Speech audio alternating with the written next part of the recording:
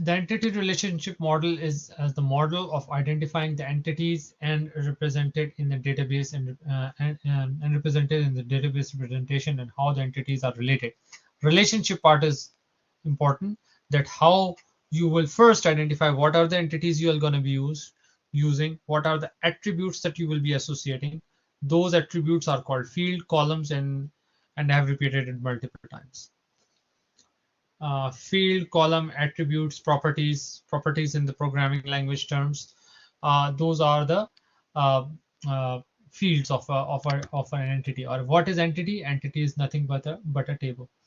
And when you have table or tables, then you will have to have a relationship with them.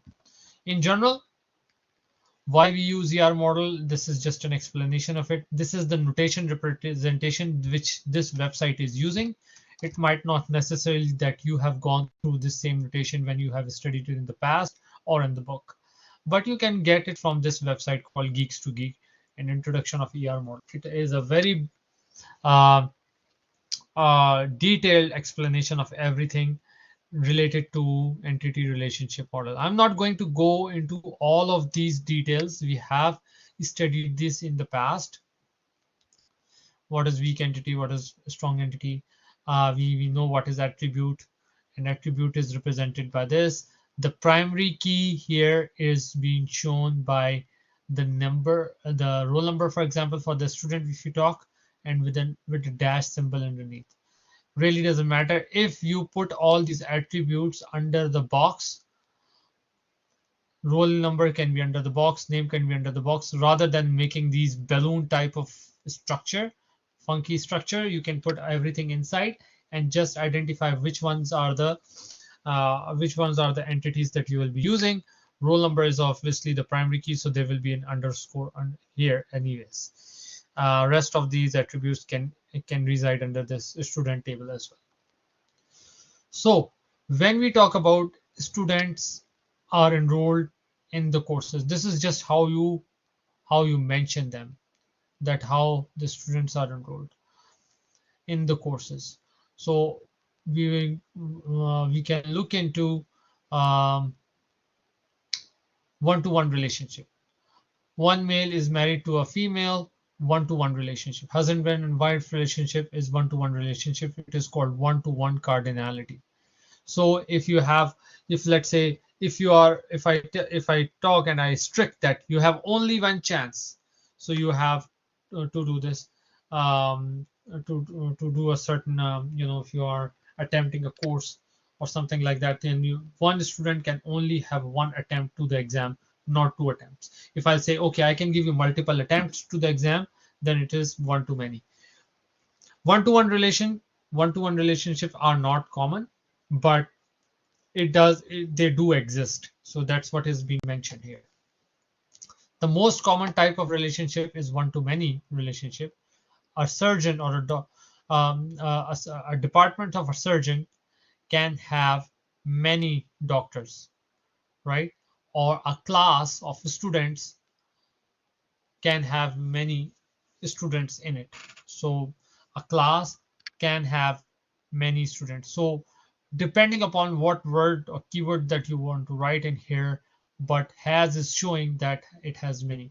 So you can interpret it that way.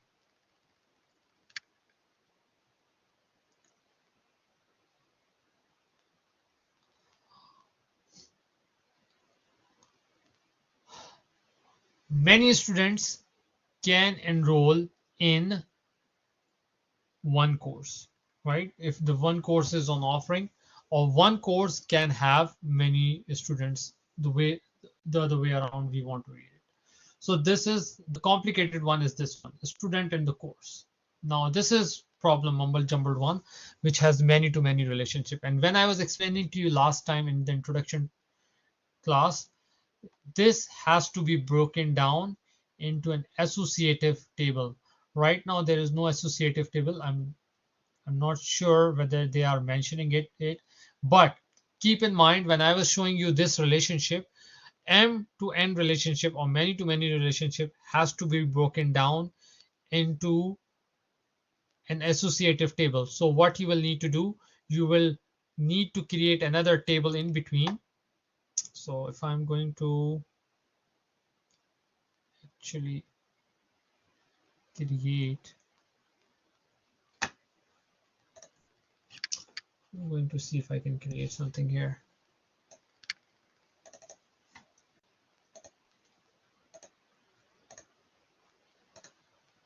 So I'm going to create a diagram here. So if you have a shape which has a student, and this is the class, student, and the class, right? And I'm just mentioning it one last time so that you will have it, because when you will be doing the assignment, it will come. So this kind of concept will come. So this is the student ID will be here, and class ID will be here. And if we talk about it is many to many relationship, so I will create a line, and here I go, I am creating a line. And for many to many relationship, we have this kind of a symbol, crowfoot notation. Oh. If I see if I can get rid of this and make a line again, so I'll select line, and this is how you will represent many to many relationships. So this is called M to N relationship. So now if I want to make it easier on me, I'll create the same table structure, but this will go away. This line will go away, and will have to be, you will have to place another table in between. And what you will do is this will go away. So I'm going to delete this part afterwards, but just creating it at the moment. So let's say you create it like this. So you will have one to many from here.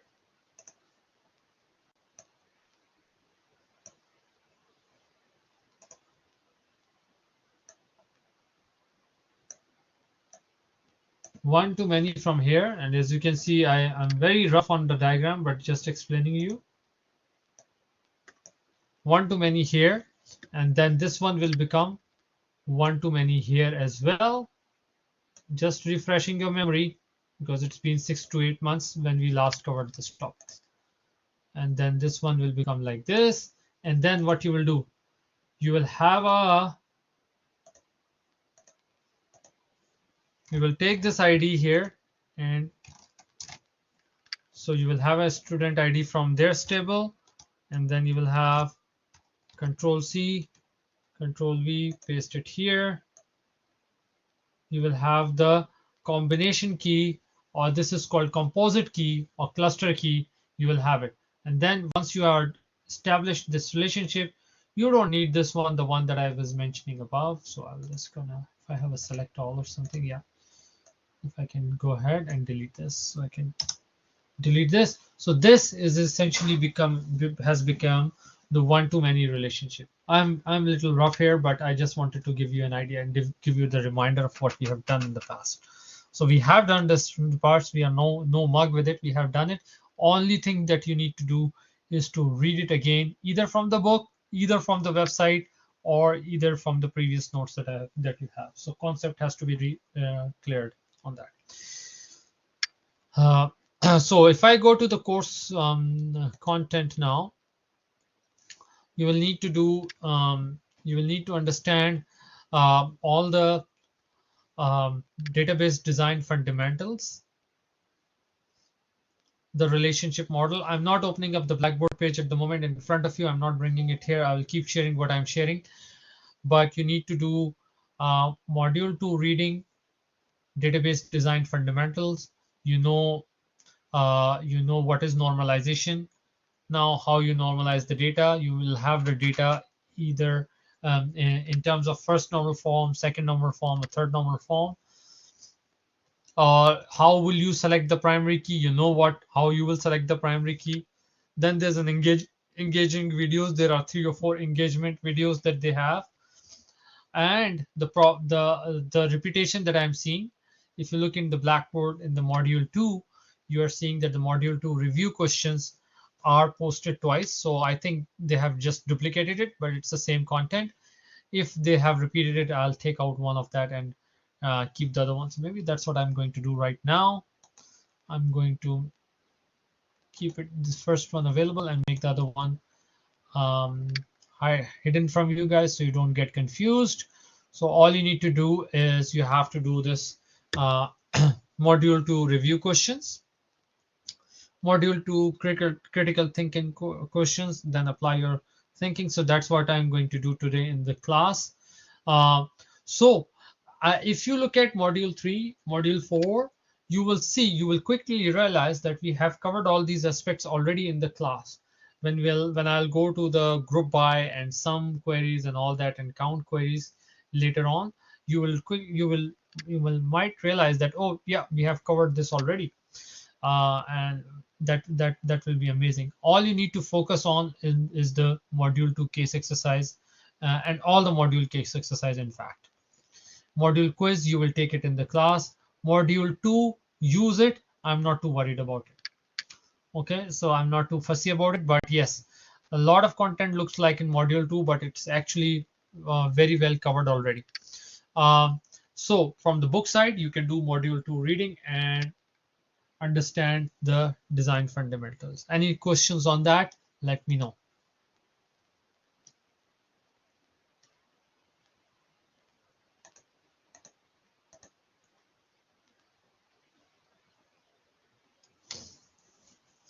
Okay, so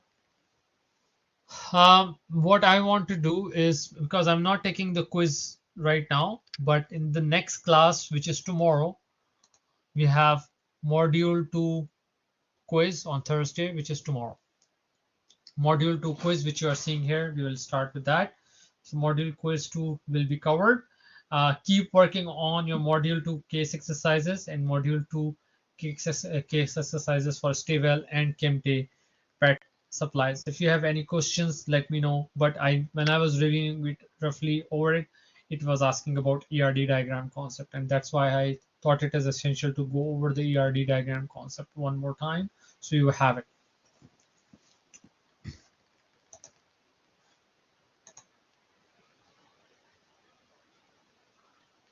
Yeah, you have to do module 2 review questions. I don't think so it is too much challenging. Let me check that out.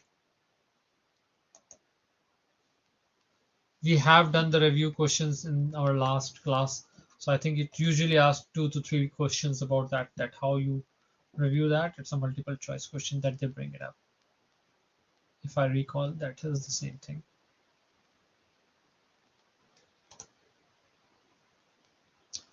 Yeah, it is just asking you what is entity. You all know it is just a table, right? So these are some definitions that you want to put in. If you know all of them or the most part of them, you can find them. If you don't, you might have a good answer available on the Google. But my question to you guys will be the understanding of all of these concepts that I have explained to you. So it is talking mostly about ERD diagram in this chapter. Some topics are really, one topic is really out of whack here, which is saying create table basics. We have covered that in the module 1 already. So if you look at in module 2, it says create table basics, engaging video of how to create table. We already know how to create tables.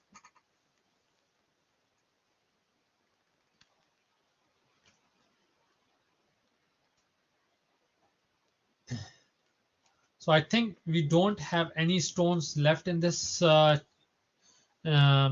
chapter. If you look at the learning objective in the Blackboard as well, understanding of term, entity, attribute, and relationship, understanding of the term relation and relational database, we know that, understanding the functional dependencies and identify the column is functionally dependent on another. Well, you don't need to worry about that at the moment. Primary key and the primary keys in identifying the primary key in the table. Yes, design a database to satisfy a set of requirements. So obviously you need to put all the tables together, and then you need to have a proper understanding of how you do that. That's what we have done in Kemte. We know what is the relationship between sales representative and their customers. convert table from the first normal form to the second normal form. If you know how to convert, if you know how to join, that is only you need to do. But I still urge you to watch this video just in case if you need to have some extra knowledge. But some of this knowledge is the repetitive part.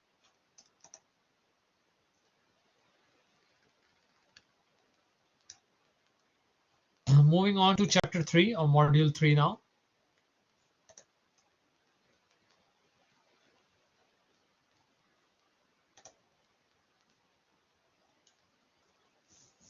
Again, very basic.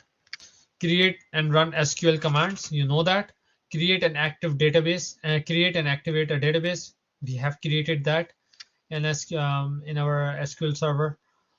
Creating tables, identifying data types to define columns and tables. We are more advanced than what the book is asking. Understand and use null. Let's do that today. What is null? What is null value?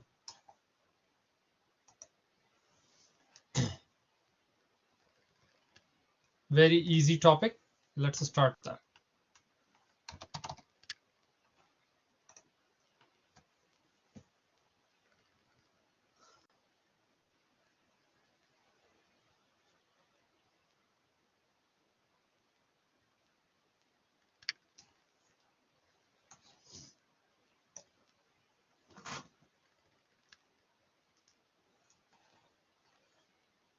I'm just asking, nobody of you is coming to the college these days, I think.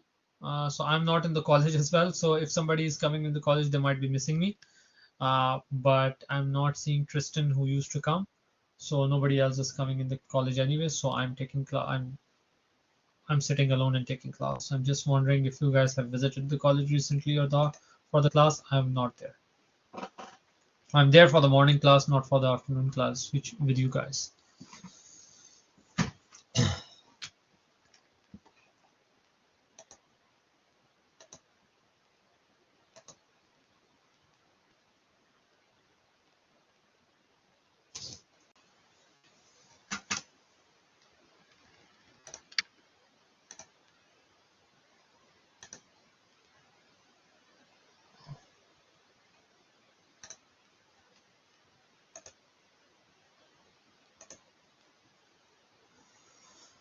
Okay, let's do it this way. So I'm just going to add a customer table. This is my customer table. Let's say I don't have Mr. This Samantha Smith. She didn't provide me her address because she didn't remember or have a short-term memory loss or whatever, and she did not provide me the postal code, and she don't remember.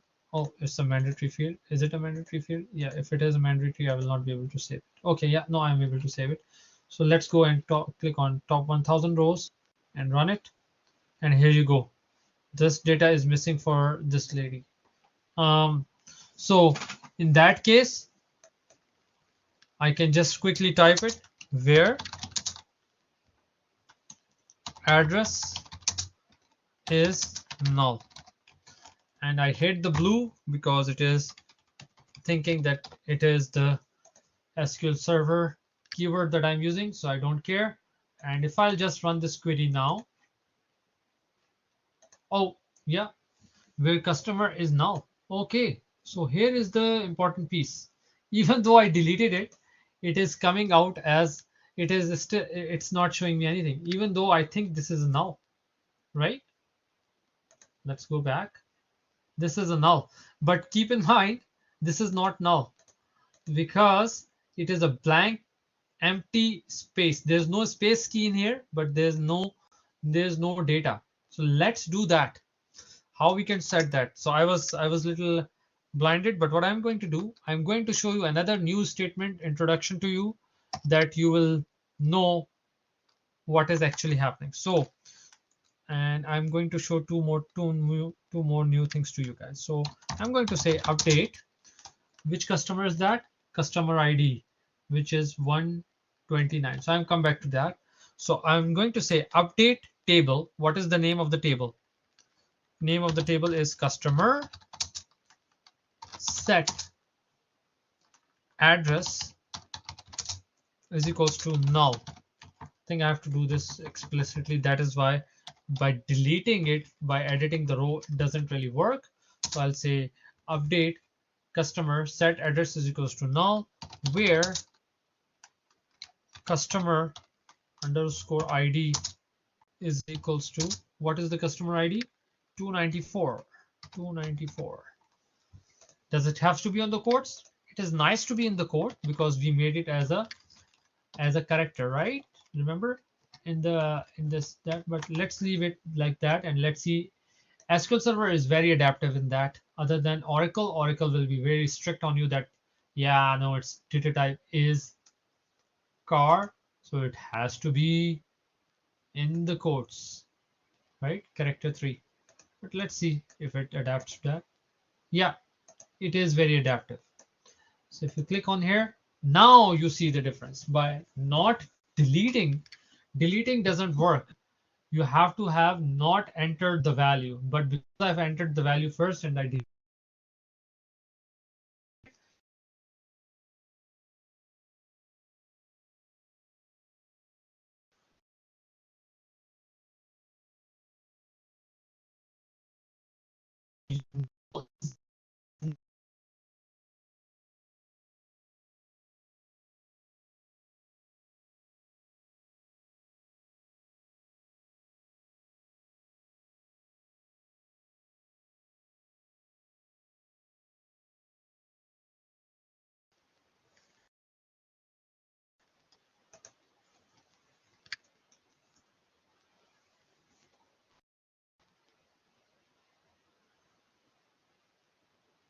okay. So this is, so what if I say,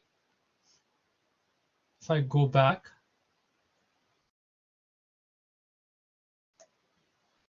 postal code is null. So I'm not worried about address right now. Just focus yourself on the postal code. Do you think it will bring any record? No, nothing will be brought because again, postal is the same situation that I just mentioned, that removing it doesn't matter. It is still an empty text. Empty text is not equals to null value. I'm repeating that. So now if you look at this, is null? No. So it is an empty text. So in this situation, I'm trying to make a scenario. So where postal is equals to empty string. So now, yes, postal is an empty string. So you just put quotes open and quotes closed. So you know the difference between null and the empty string. So don't mingle yourself null with an empty string. Well, what you will do in that situation. So there is a function on W3 schools, which I'm going to show you.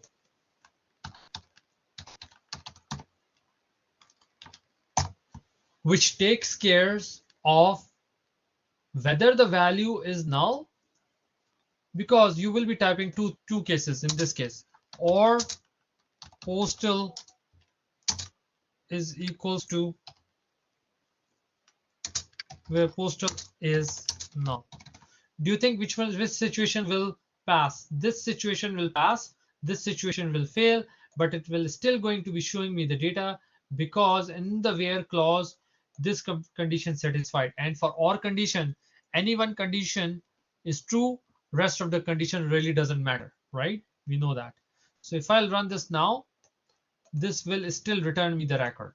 So every time, you don't know, the data entry operator might have made the mistake by maybe pressing an enter key and removing it afterwards, or he or she totally left it empty, right? So these two situations can occur at the data entry level, that they either miss it, then it will be null, that's okay, but they are confused and they press enter key, and because different data entry operators deals the data differently. So there is a easier solution to it, because you will be thinking you will just write one query and you will be done. Well, that's not the case. Sometimes you will have to, in a larger data set, you will realize some are nulls, are empty, some have spaces. Null or empty strings should all be treated equally if you are looking for blank data, right? So I think if I remember easier way, so I'll just leave it. I'll just bring this statement down and I'm just going to write, because I don't remember syntax is too good. So I'll just say postal. Let me just bring it. W3 is null. I've used it a few months ago, so let me just refresh.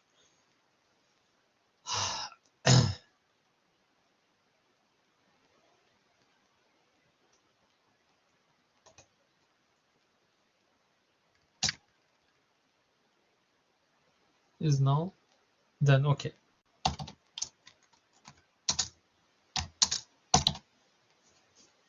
Yeah. So if the postal code is null, give it this value, right? And if it is null, then it will be assigned this value temporarily, not permanently. Temporarily, you are changing the null into this code. And if it is equals to this, then it will be equals to an empty string anyways. Or if it is not null, then postal code is not null. So this function will not run, because this is a Boolean function, kind of a Boolean function asking if it is a null value, then change the null value temporarily while you are running this code and change it to what?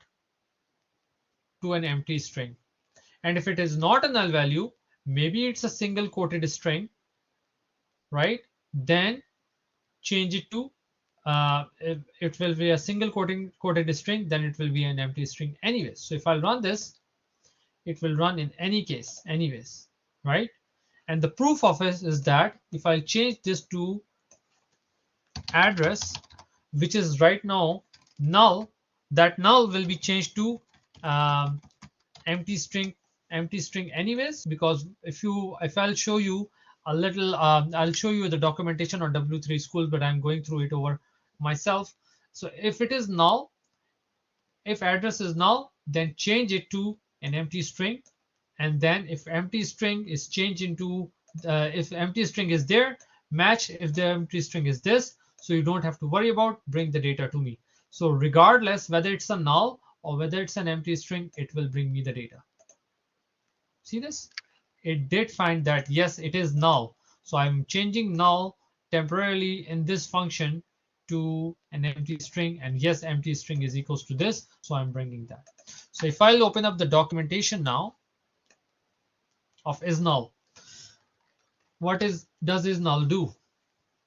Returns the specified value if the expression is null, otherwise return the expression.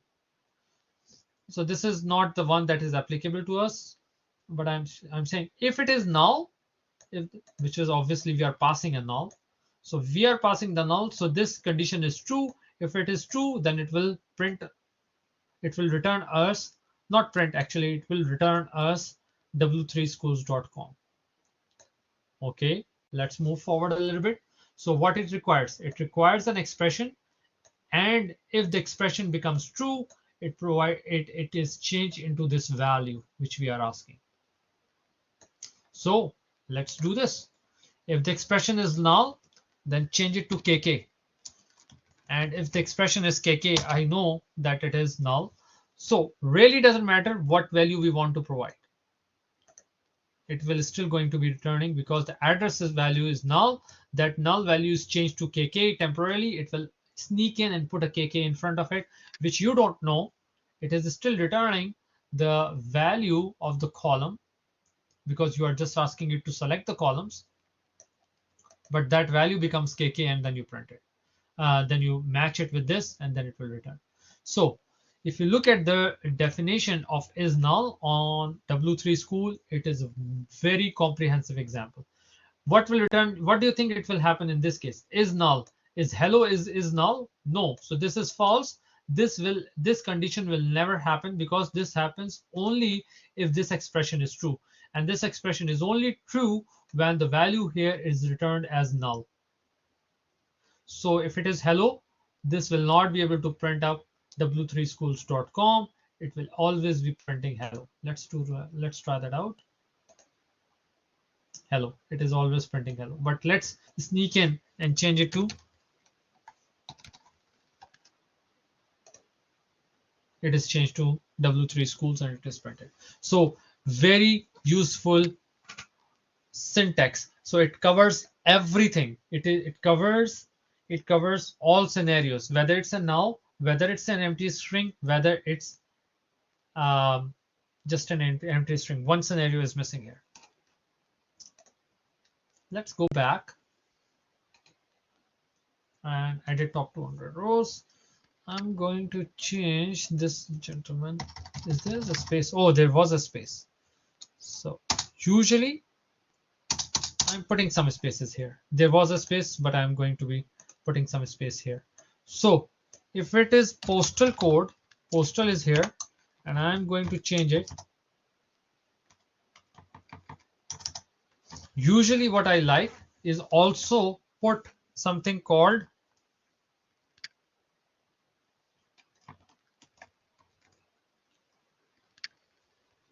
first trim, or I'm just thinking right now.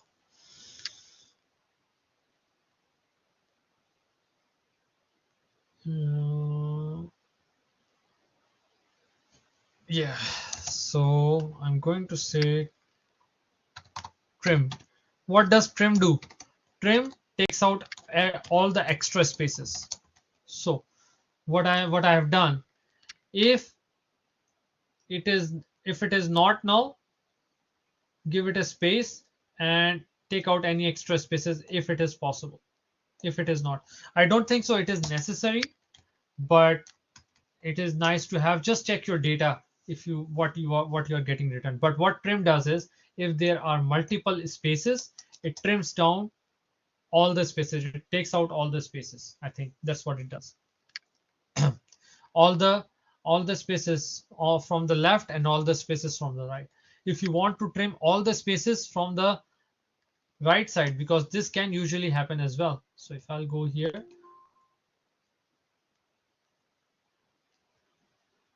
in my edit rows, and let's put it 82440 1 2 3 4 5 6. I entered some spaces in there. So if I'll say, let's see, I haven't played with the data that deeply lately, but I'll say 82440, right? Is 82440. So if I'll run this, I think it will not return me. Has it returned me? It has returned me the data. But usually you like to have trim so that any spaces should be taken out. I'll trim. So if you want to take their spaces front and both front and the left side and the right side, or the front or the end of the string, because data is coming from various sources. As I said, people are entering the data for us. We are not entering every possible data out there in the world. So you can put a trim function. What does trim does? Trim takes out extra spaces. W3 schools trim function in SQL. What does it do? It takes out. So if there is a string like this that has a string, has the spaces in front and has a string afterwards as well, trim function will totally take out all the extra spaces, not the space in between. Space in between is mandatory, is what we need, but anything front and anything back will be taken out. But let's say if you want to take out anything that is front, I'm going to do that. And there's another function called ltrim and rtrim. Ltrim will do this one. If you look at left trim, let's look at the example. All the left spaces will be taken off. If I go back and look at the rtrim function, it will delete all these extra spaces. So sometimes we see this in the data when we are importing the data, when we are exporting the data, we see all kind of weird data entered by people online, or when we are entering it, we've just put some trailing spaces or something like that. All this has to be cleared up with the trim. So trim is a kind of a hair cutter for the text. That's what I'm going to say. So the main function is trim, which removes left and right. Ltrim just removes the left. Rtrim just removes the right. So null function, null is null function, a very useful function. There's another one called, very similar. I have used both in the past. Is null is very similar to colask function. Colask is also doing the same thing. But colask, what it does, colask function returns the first non-null value in the list. So if you have these values, it will give you first non-null value. So if I take the colask function,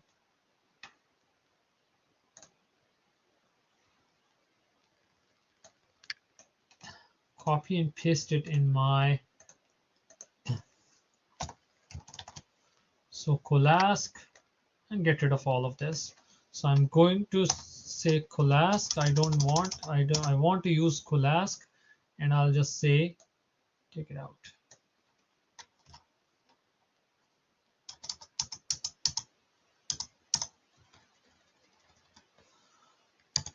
Postal, then give me space equals to space. I think they are very, very similar. Is null and that. Let's do that. Let's set the value of, instead of address, I'm going to change the value of the postal code back to null. So postal code of this customer is getting set back again to a null value. Is that done? Let's make sure.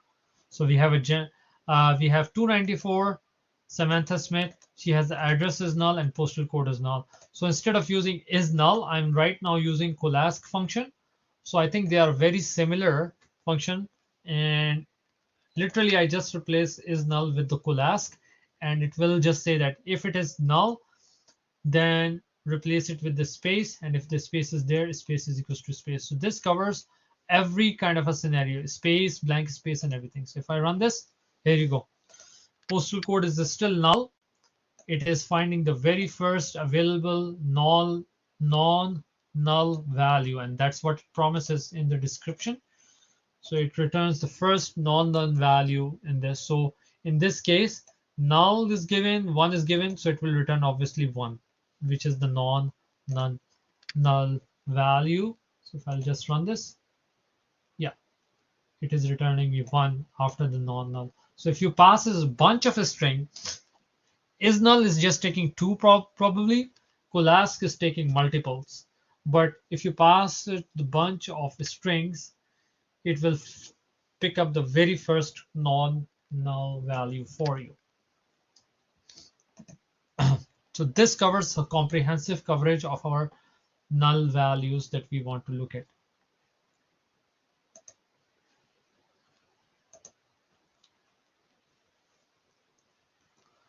Understanding and use of null. So everyone should know that null is not a string. Null is an empty value, nothing.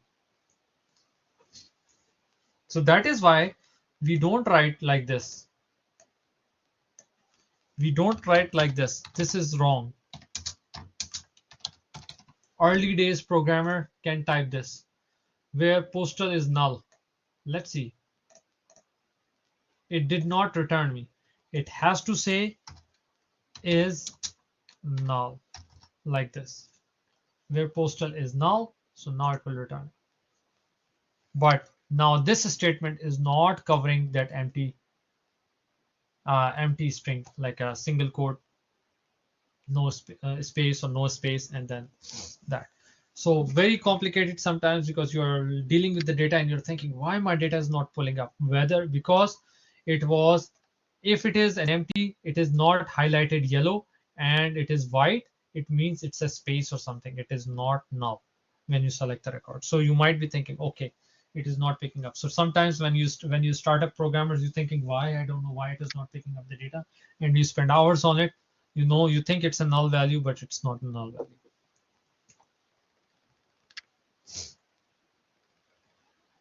So this covers a little bit of our update statement as well.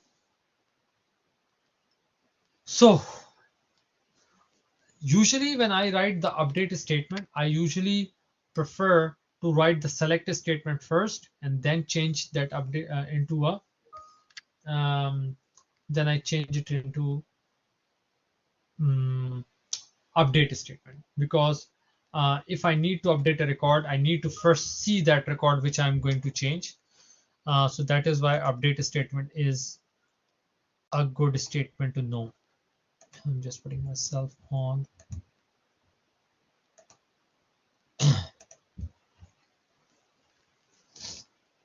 So update statements are very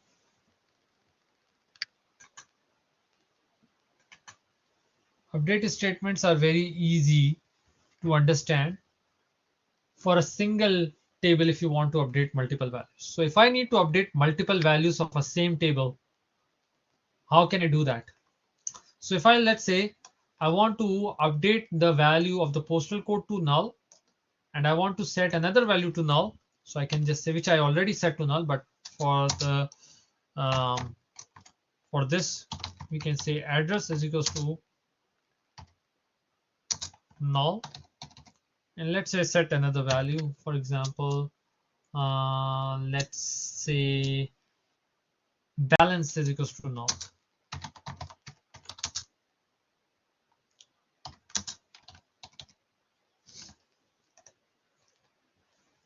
Can I set the rep ID to null? If the foreign key constraint is set up, I will not be able to change the rep ID which is already given to null. Well, I will be a little joke, or I will try to play a prank on it, and I'll say, okay, let's do this. It should not allow me to do that, but let's do that. Rep underscore ID. If the foreign key constraint is there, if I haven't removed it, it will not allow me to do that. Where rep ID is equals to null. Let's see if it allows me to do that. I don't want to do it, but just remember the rep ID. I want to set it back to 10 if I accidentally able to change it. So let's apply that. Yeah. Okay. Well, constraint wasn't there because remember I applied the constraint, the foreign key constraint, and foreign key constraint is right now not applied. That is why it is allowed me to do that. So if I'll run this query now, this value is set to null, this value is set to null, this value is set to null, and this value is set to null. Well, I can randomly assign this value to somebody else, but I can say that set the value of these and these columns separated by comma to null value, or whatever value I want to. Let's say I want to assign it to the guy, the rep ID 10. So I'm just going to do that and I'll update that. So what it will do, this is already set as null, so it won't be changing. This won't be changing. This won't be changing, but this will change back to 10.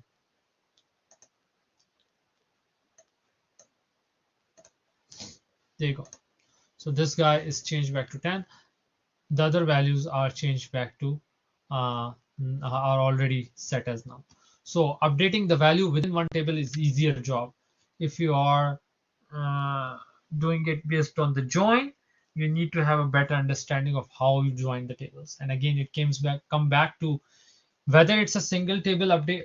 Single table updates are very easy. If there are multiple table, if you are updating the table based on the join, your join knowledge has to be really good.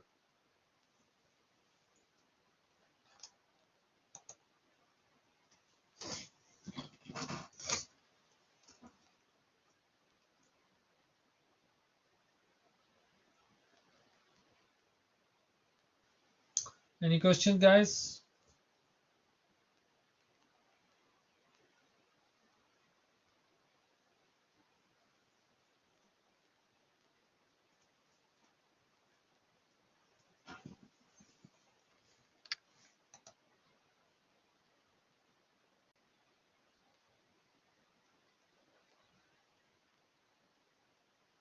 Okay.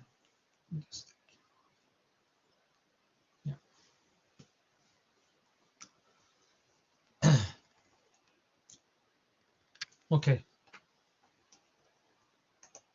let's go back. Yes.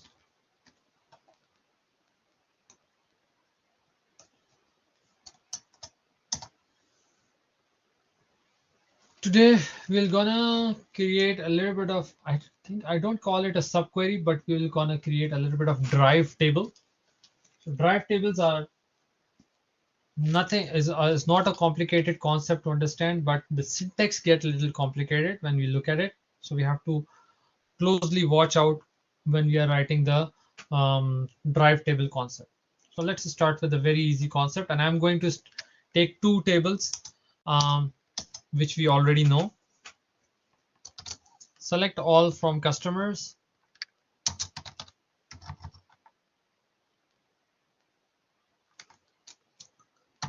Inner join. I'm just going to name it as C. And before I write that, this is how MySQL writes the syntax sometimes. So keep in mind that MySQL does that, and which is okay with me. So whenever you are asking it to generate the syntax for you, it will automatically generate this kind of a syntax or X1 or something like that. But basically, this is essentially equal to the same as select all from this table, but the name of this table is now C. So based on the alias, you call it C star. And this is what you can write as well. Same answer, nothing different. So it is same as select all from blah blah table, right? We all know that, writing an alias. So let's say inner join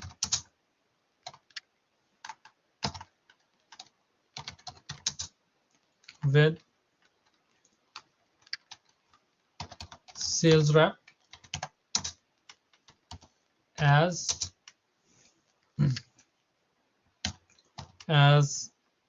maybe R on C dot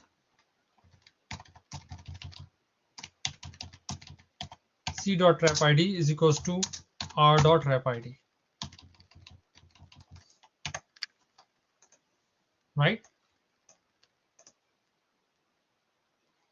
Join has happened, but I'm not showing anything from the R table, so obviously it will show me everything from the C table. But if I'll say, okay, show me everything from R table as well, so I can just say R dot star, so it will show me everything from the R table. Gets a little bulky, but you can see after here, R table has started or sales rep table has started, and it is showing me here. No problem so far.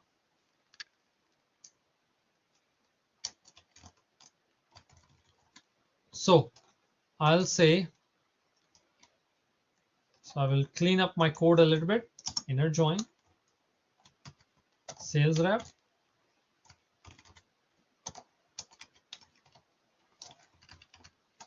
looks a little nicer and broken down. So first table is customer, second table is sales rep. Really doesn't matter if I put this in front of it or not, because it knows which schema I'm working currently on. Right now, I can say I want, let's say if I'll pull up everything for the sales rep, some sales rep.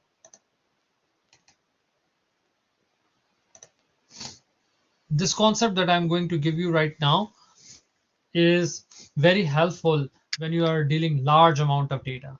Small data, you will probably don't notice this, but for a large amount of data, it is very handy. You will see the noticeable difference for a query that is taking 5 to 10 minutes to pull up millions of records versus 5 or 10 records. You won't see the difference. You won't notice the difference. But let's look at this. So there are two reps that are working in which postal code? 82440. Two reps that are working in 82440. I need to pull up the record for only those representatives who deal with the customers, and the representative who belong to which area? 82440 postal code. So they might be living in the same area, maybe a different street, but similar area. That's what my understanding is. Okay, so let's do that, and let's go back and say, we will say, okay, that's easy. Where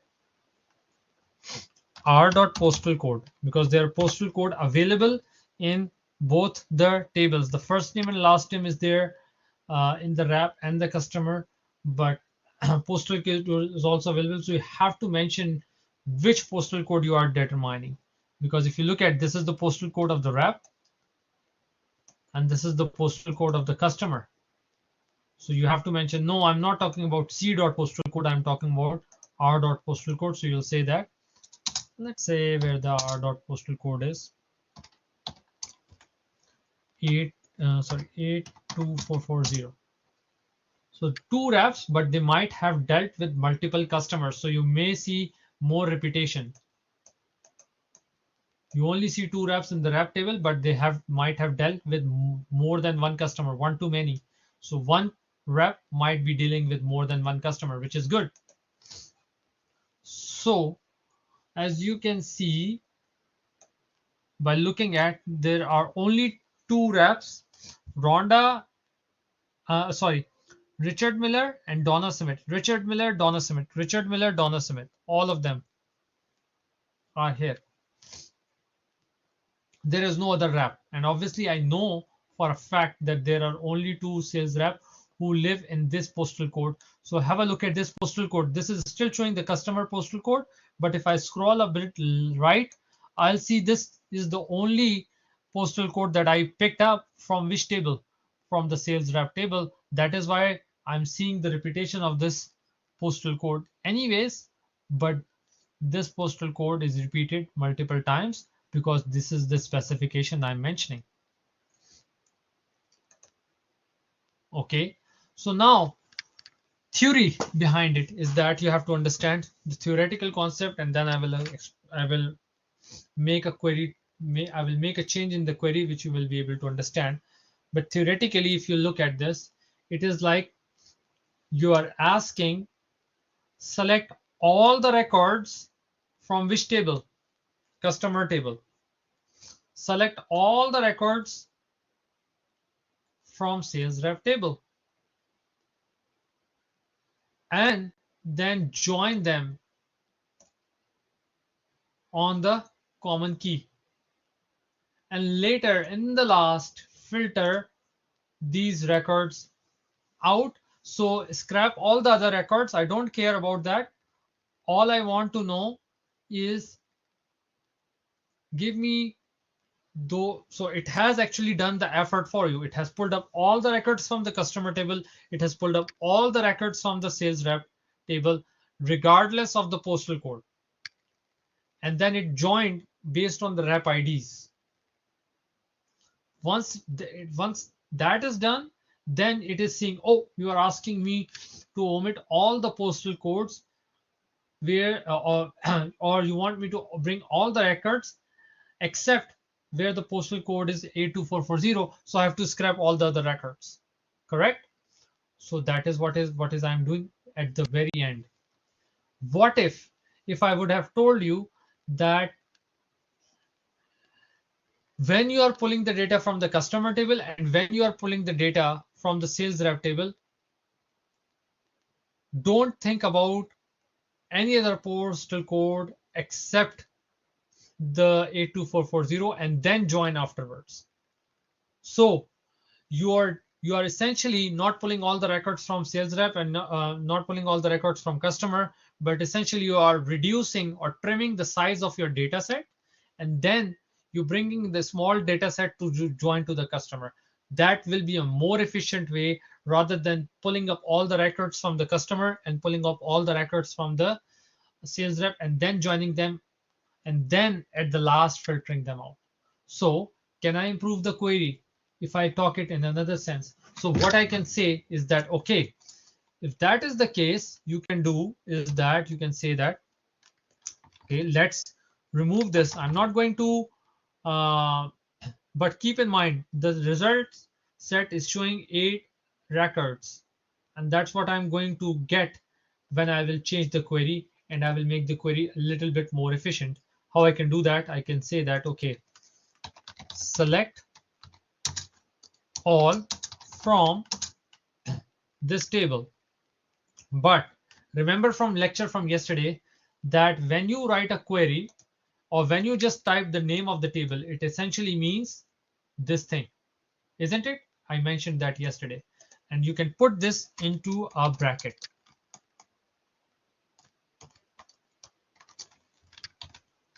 I'm just going to revert it back. When I will run this query, I will still get 8 records. But essentially, whether you write this or don't write this within the parentheses, it essentially means you are referring to the whole table, right? If you run this query as a whole, this means the whole set of records from the sales rep. Now, if I run this whole query, I will still get 8 records. That's fine. Query is not optimized yet, but I wanted to have a feel of whether I write this or don't write this, it is essentially the same meaning. Now you have this. Now, what I'm going to do is say that, okay,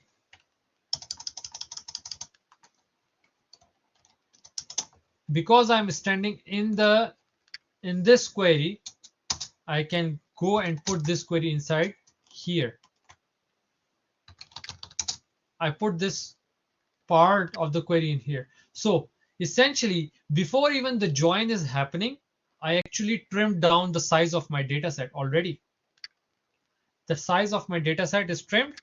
Now, when the join will happen, the join will essentially happen on how many reps are there.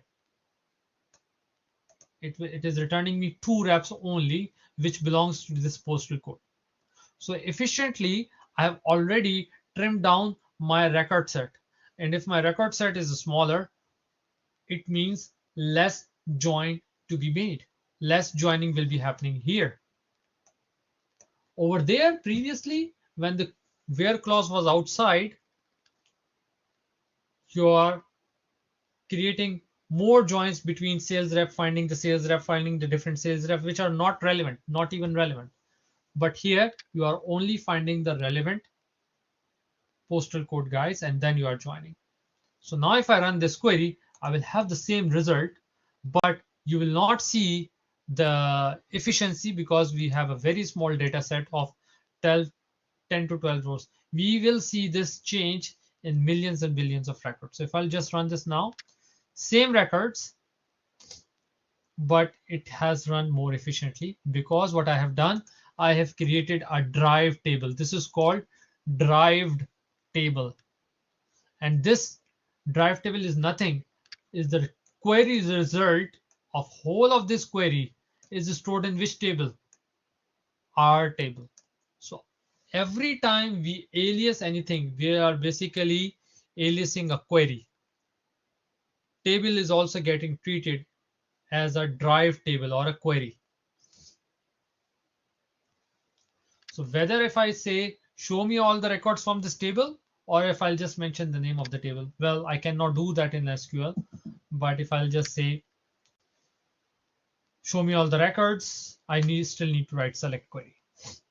But if I need, now this is more efficient query than putting the where clause outside. In mathematics and in computer science, you know that brackets are solved first, then the outer part is solved. So we have essentially saved a little time by running the query internally, then externally.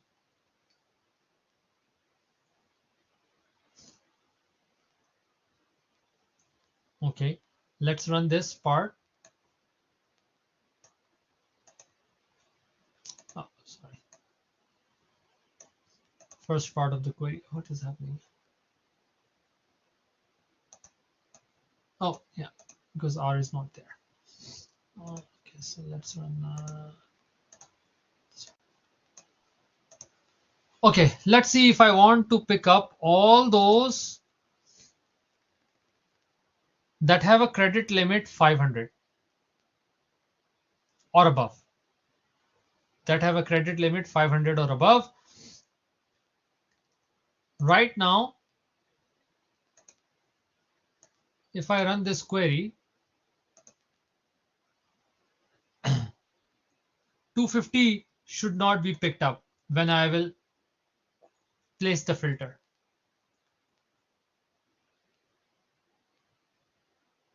Right? Only this one should be omitted.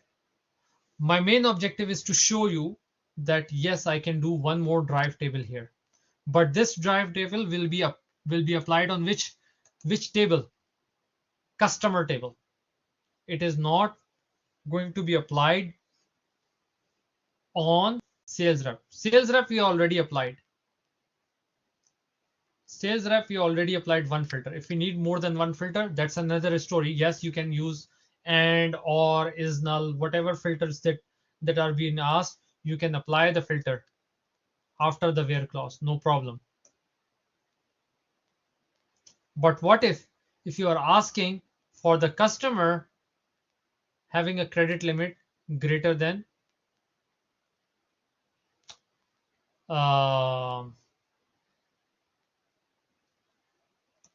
greater than or equals to 500. So let's say you will say that if you will be a startup programmer, you will write it like this.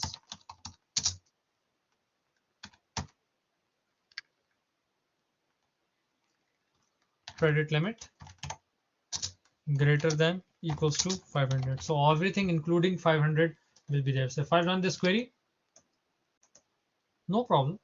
250 is omitted. Result is right. Result is correct. I don't have any issues with that. But is it the most efficient query? Probably not, because you are still picking up all the customers and then filtering out at the very last. Filtering out early is efficient. Filtering out later is inefficient.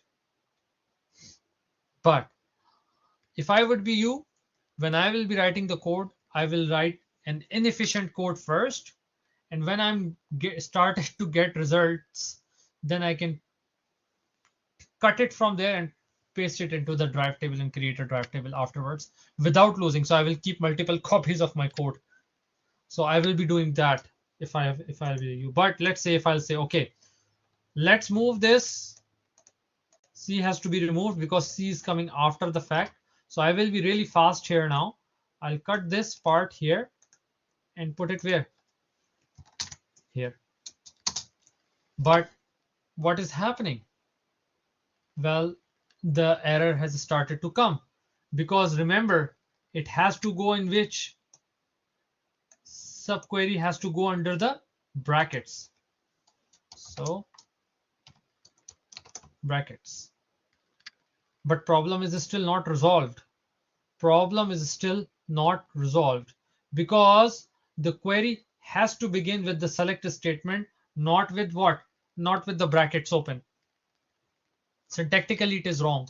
So you need to go out of these two inner queries and you will have to put select all from bracket open and bracket close. Is that correct?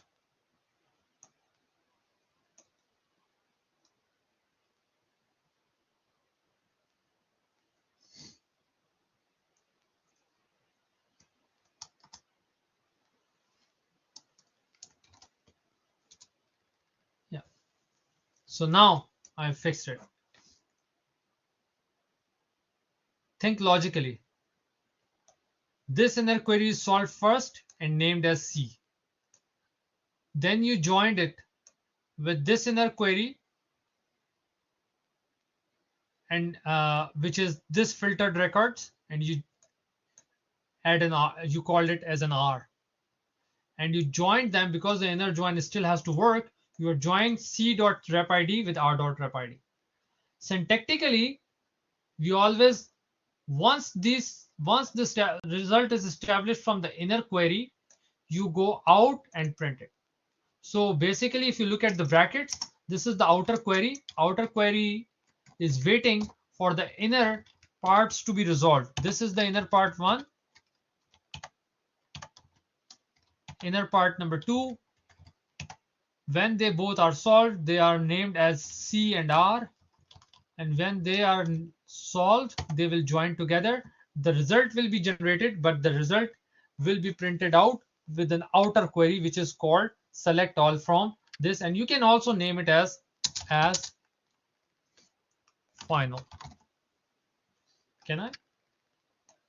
Should be able to, but I can name it as final. No. Okay, just leave it at that. So select all from, get the data from the inner queries and show it to me. Can I show only the results from the C table? Yes, I can. Can I show the results only from R table? Yes, I can. The inner queries are the children of the outer queries. So outer query know very well what is inside, what is boiling inside.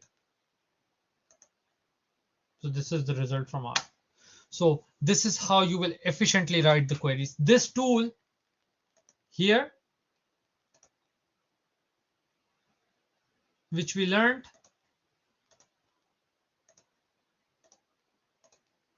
can create queries for me, but it will not create efficient queries for me. So wizards are good, but I'm not the greatest fan of the wizards, because wizards does not care. They just creates the queries for you. Joining two tables, you can see the relationship, that's fine. Sometimes this join is automatically joined, might not be the most correct join, because it's the computer thinking to join these joins together, these rep IDs together. That is good, that is happening okay right now at this moment. One to many relationship you are seeing. One to many, infinite means many, you know that. But this is not, this is good tool to have, nice to have, but not the one that I'm going to depend upon if I'm writing the queries for the bigger organization. I will need to write efficient queries as well.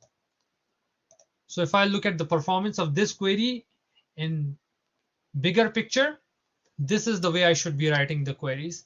Creating the subqueries, creating the drive table. This is called drive tables. These are the drive table. These are derived from these subquery, these queries. And you are not essentially picking up everything. You are just picking up what you want from each table.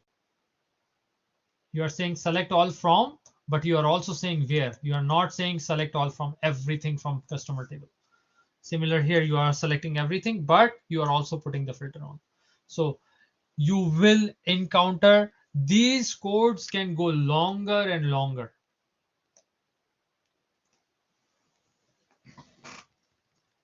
But I just transformed a query from one inefficient query to an efficient query. We are not seeing the impact because the data is small. Now, if I need to show one last thing, if I'll say c dot star, one last thing before I say go, c dot star, r dot star, that's fine. So I have a guy with the first name and last name in the customer table, and I have the same guy, I have another guy, I have the first name and last name column in the sales rep. I'm confused whether this is the sales rep or whether this is the customer. Right off the bat, I can tell you that these are the, this part of it is customer and this part is rep. If I will be you, I will be keeping this for myself all the time. I will not use it. Whatever the columns that I need to show, I will just show that. C dot first name. So the person who wants the reports, he or she doesn't want to see all those postal code, email address, balance, credit card, credit limits, nothing. All she wants, what is the customer first name and last name, and what is the representative first name and last name. So you will say that, okay, C dot first, maybe I'll just say that start with C dot last name and C dot first name, comma, R dot last name, comma, R dot first name. Don't get rid of this. Keep it for yourself. If you ever need to go and dig deeper into the data or find the name of the column, just keep it for yourself. I always keep some comments for myself just to show that this is for developer. And if I run this query now, first name and last name of the last name, first name customer, last name, first name of this guy, and somebody comes back, can you add a C dot credit limit? I want to see that. Yes, sure, I can add that because you know the column. If you want to see all the columns, because you need to have a more open eye on the data because you are the developer, you might need all the columns to see, but keep it uncommented. But let's say if you want this to see, so comment this part out and open up this part for you. So now, yeah, it's going to be giving me an error because it does not recognize that. For me, for them,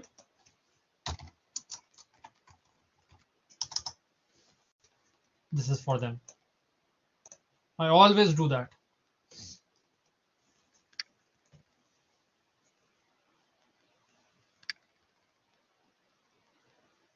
Now, if I want to say, I don't want last name and first name separated out because I still don't know which one is customer and which one is the representative. So let's do this. Can you join this, please? Yes, I can join this for you. Plus, comma, plus. Joining them together is just like this. Join from this other side, join it, plus give a comma in between, and then the first name. As customer name. Let's put it in the inverted commas because I'm giving somebody a fancy report. So I'll put that in the inverted commas, and then same thing. R dot last name join with comma join with plus R dot last name. I accidentally put a equals to sign plus as rep name, and the credit limit, I'll leave it at that. Now if I run it, will be look so much nicer. Customer name, last name comma first name, last name comma first name, last name comma first name, last name first name, last name first name, credit limit. Is it turning out to be a good report? Looks like it. If I'm able to throw this report into a Crystal report or SQL Server Reporting Studio or something like that, there are tools available where you can transport this this query that you have created and show the result over there. So number one thing, if the customer is sitting on the website downloading the report, they will not have to wait for this report. Number one, because if you have written the query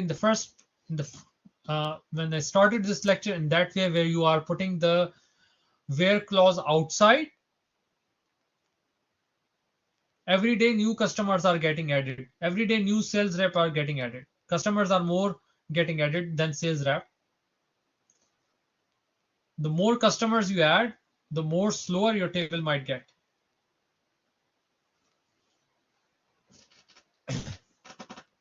But writing this way, you already filtered out that. We can also learn, can we pass these values as a parameter? Yes, we can. So that gives us so much versatility instead of hard-coded values, because right now only this query is good for this postal code. But if I want to provide another postal code, I have to go into the code of SQL and change it. If I would be able to pass this as a value, then it will be so nice. But I will not do it today. I will leave it at that. Any questions so far? Informative.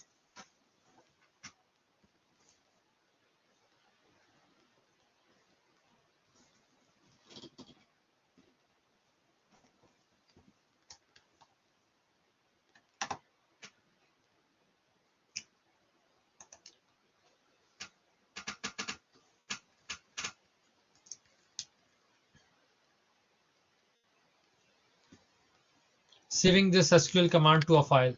This is obviously mentioned in the module 3. How to save command to a file. Yes, you can save this command. File, save as, give it a very proper name, and then save it wherever you want it. Save it in your Dropbox so you don't lose it after you are graduated. You always have some reference to go back to queries. Put some comments on top. I always put the comments on top. What this query does, because 6 months down the road when I will open up this query, I'll have to, yes, this is another problem. I will have to run each individual queries to see what is happening. If I would have put the comment up here, I'm filtering all the records first, filtering all the records to do this. Then you can also put there, here after inner join, you can put a comment here, filtering all the records from blah blah table, and then joining them there. So make as much information as you can and put your comments in the query section so you can have it.